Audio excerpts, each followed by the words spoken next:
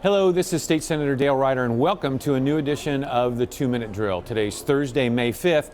I'm coming to you again from just outside the Senate chamber where the State Senate just wrapped up our session week. I want to talk to you about a couple of issues and good news.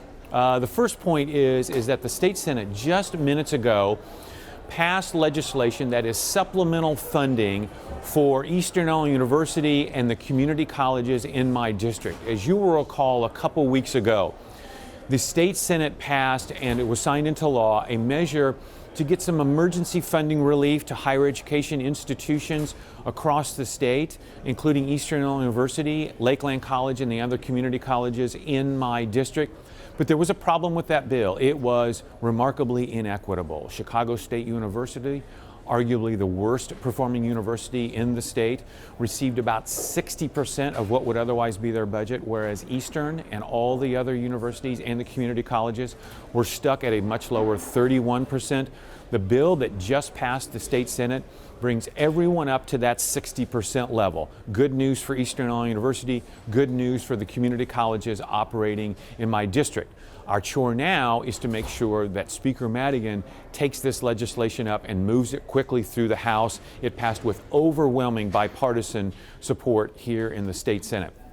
Which leads me to my second point, and that is we have seen over the last few weeks Republicans and Democrats coming together in the Senate with the governor's office. So the Republicans in the Senate, the Democrats in the Senate, and the governor's office working together and agreeing on measures, including budget measures, and passing them over to the House of Representatives. What we need now is for Speaker Madigan to come to the table, address these bipartisan measures that have passed over to his chamber, and either pass them and move them to the governor's office so we can continue to move forward in a constructive manner, or if he disagrees with those, then tell us what he is for.